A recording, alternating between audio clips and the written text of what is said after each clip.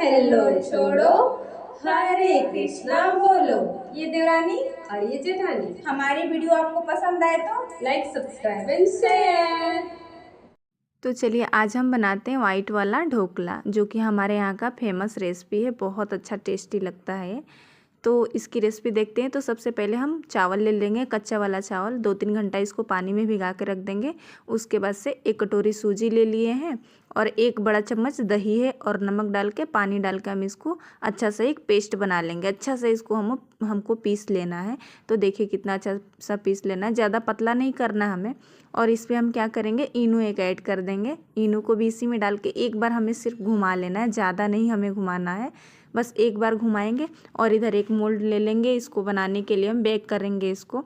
तो इसमें तेल लगा लेंगे, बटर पेपर आपके पास जो हो करिएगा। तो हम तो तेल ही लगाए हैं और इसको अच्छे से लगा के इसमें तेल और बेटर को अपने डाल देंगे। थोड़ा सा मेरा बेटर मेरे को पतला लग रहा था, आप सभी थोड़ा पानी कम ही डालिएगा शुरू में।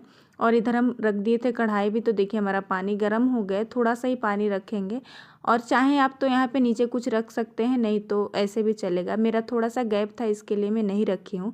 और इसको हम छोड़ देंगे कम आंच करके 15 मिनट के लिए इस पर पकने के लिए।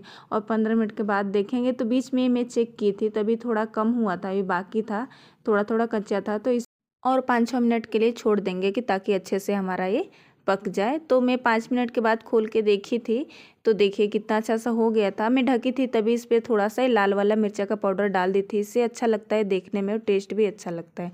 तो हमारा देखिए ढोकला बनके रेडी हो गया था। अब इसको हम निकाल लेंगे, थोड़ा सावधानी से निकालेंगे, गर्म है, आप चाहे तो सणसी से पकड़ के निकाल सकते हैं। और इसको हम क्या करेंगे, छोड़ देंगे ऐसे ही ठंडा होने के लिए। तो ऊपर से ऐसे कवर कर देंगे ना, तो अच्छा से चारों तरफ से छूट जाता है और सॉफ्ट रहता है, ऊपर से ऐसे कड़ा नहीं होता है। तो देखिए कितना अच्छा सा छूट गया है साइड साइड से। आप सभी भी ऐसे ही ढक दीजिएगा। तो आप सभी को हमारा देवरानी जेठानी किचन ब्लॉग अच्छा लगता है तो लाइक से सब्सक्राइब करेगा, प्यारा सा कमेंट करके ज़रूर बताइएगा ढोकले की रेसिपी आपको कैसी लगी। तो चलिए इसको हम कट कर लेते हैं। बहुत अच्छा सा सॉफ्ट बना था ये चावल से और सूजी से। आप सभी भी बनाइएगा, बनाए होंगे तो अपना एक्सपीरियंस हमारे साथ शेयर करिएगा।